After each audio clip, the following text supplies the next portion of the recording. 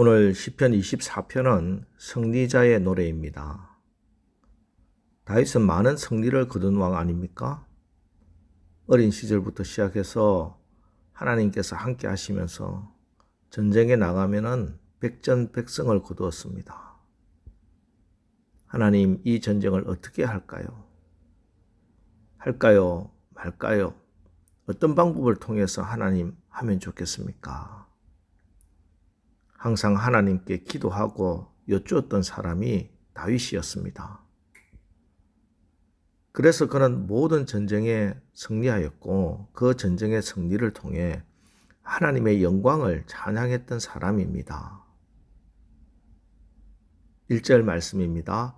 땅과 거기에 충만한 것과 세계와 그 가운데 사는 자들은 다 여호와의 것이로다. 전쟁을 하면 전리품이 생기고 포로도 생깁니다.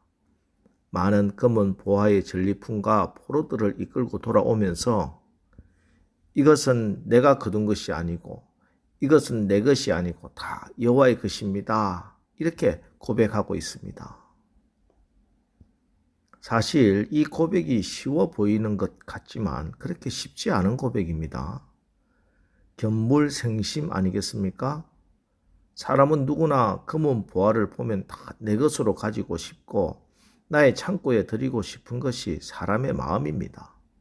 믿음이 좀 있다 하더라도 그러나 내 영광인데 이건 내가 한 것인데 그런 마음 누구나 다 가질 수 있습니다. 하지만 다윗은 승리한 이후에 철저하게 이 모든 것은 다 여호와의 것이다 하고 고백하고 있습니다. 여러분, 입술의 고백은 굉장히 중요합니다. 입술의 고백을 통해 내가 하는 말을 내가 듣게 되고 그러면 내 마음에 믿음이 생깁니다. 그리고 하나님은 우리의 입술의 고백을 들으시는 분이십니다. 그래서 하나님은 이 입술의 고백이 반드시 이루어지도록 하십니다. 그리고 마귀도 이 고백을 자기의 합법적인 권리로 주장합니다. 그래서 우리는 어떤 것이라도 다 하나님이 하셨고 하나님의 것이다. 이렇게 입술로 고백하는 것 굉장히 중요합니다. 그러면은 그 고백대로 하나님이 늘 역사하시는 것입니다. 이렇게 승리의 영광을 하나님께 돌리고 여호와 니시 승리의 깃발을 꽂습니다. 이곳이 여호와의 산입니다. 여기서 다시 한번 다윗은 승리의 찬양을 올립니다. 3절입니다. 여호와의 산에 오를 자 누구며 그의 거룩한 곳에 설 자가 누구인가? 누가 신앙에 승리하고 하나님의 승리의 깃발을 펄럭이는 멋진 인생의 주인공이 될 것인가? 이 질문에 대해 4절에서 이렇게 답합니다. 곧 손이 깨끗하며 마음이 청결하며 뜻을 허탄한 데 두지 아니하며 거짓 맹세하지 아니하는 자로다. 먼저 손이 깨끗해야 합니다. 아담과 하와는 손을 들어 선악과를 따먹어 최초의 범죄를 저질렀습니다. 가인은 손을 들어 동생 아벨을 쳐 죽여 최초의 살인자가 되었습니다. 반면에 이 손은 또한 축복의 손이 되기도 합니다. 레위기 9장 22절 아론이 백성을 향하여 손을 들어 축복함으로 속죄제와 번제와 화목제를 피라고 내려오니라. 누가복음 24장 50절 예수께서 저들을 데리고 베다니 앞까지 나가사 손을 들어 저희에게 축복하시더니. 여러분, 예배를 마칠 때 목사가 손을 들어 축도를 합니다. 여러분은 자녀들에게 손을 얹고 축복 기도를 해줍니다. 기도할 때도 손을 들고 기도합니다. 손을 높이 들어 찬양하고 손으로 교회와 이웃을 위해 봉사합니다.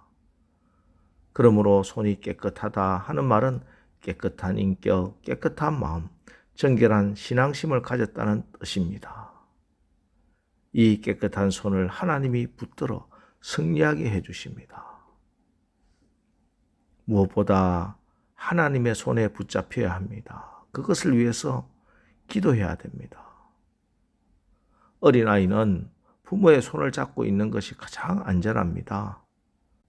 어린아이 손이 부모의 손에 붙잡혀 있으면은 더러운 시궁창에 손을 넣으러 할 때 못하게 막고 또 더러운 것 묻으면 닦아주십니다. 때문에 가장 깨끗한 손은 하나님께 붙잡혀 있는 손, 예수님의 피 묻은 손을 붙잡은 손입니다.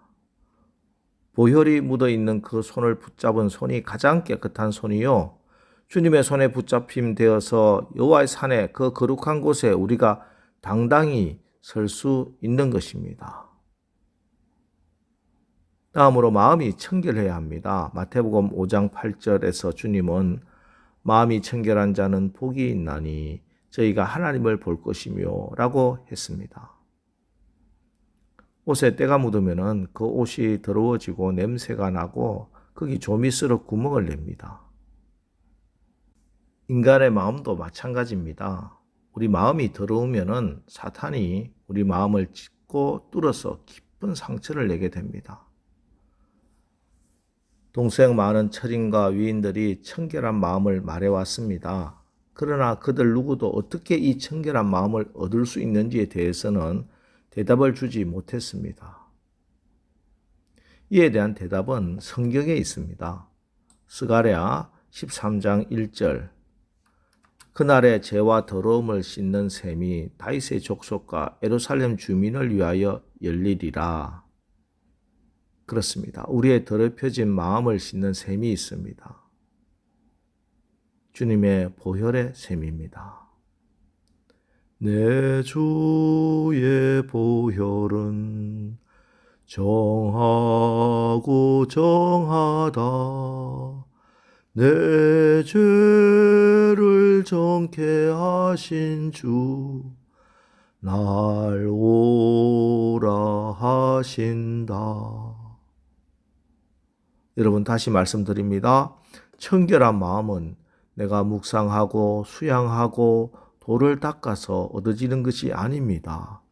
청결한 마음은 오직 예수님의 보혈로 씻겨진 주님의 선물입니다. 오늘 하루도 주님의 보혈로 나의 마음을 깨끗이 씻어서 이 전쟁터 같은 세상에 나가 승리하시고 승리의 깃발을 휘날리시기를 주님의 이름으로 축원합니다.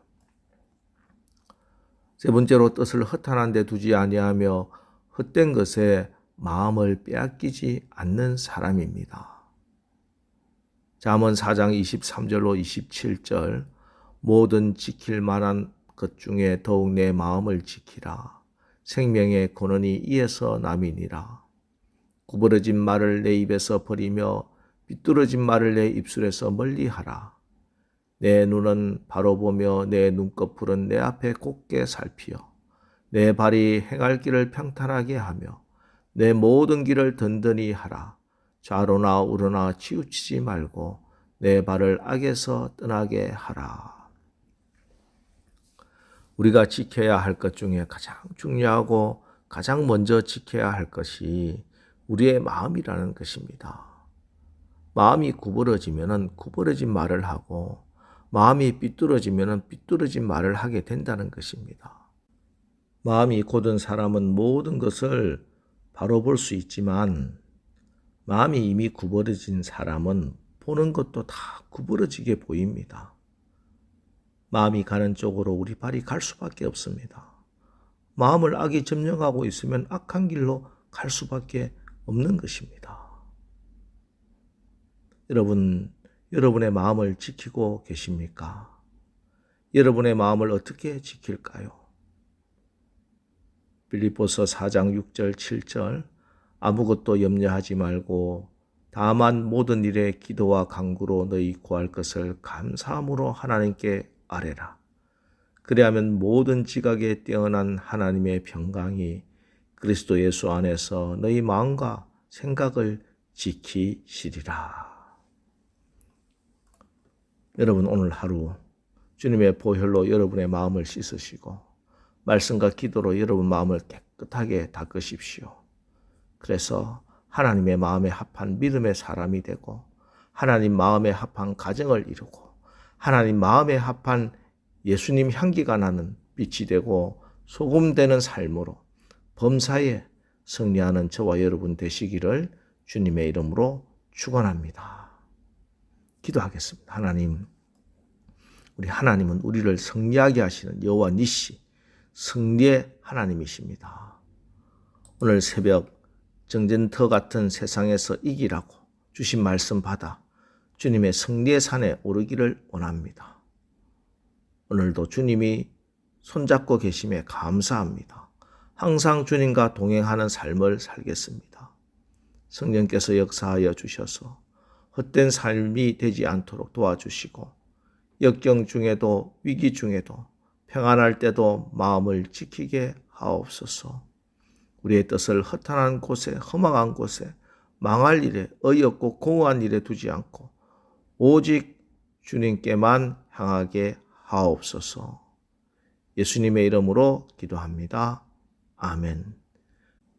자, 이제 주여 오늘 하루도 우리가 강하고 능한 여호와, 전쟁에 능하신 여호와 하나님으로 승리하여 승리의 산에 오르게 하옵소서.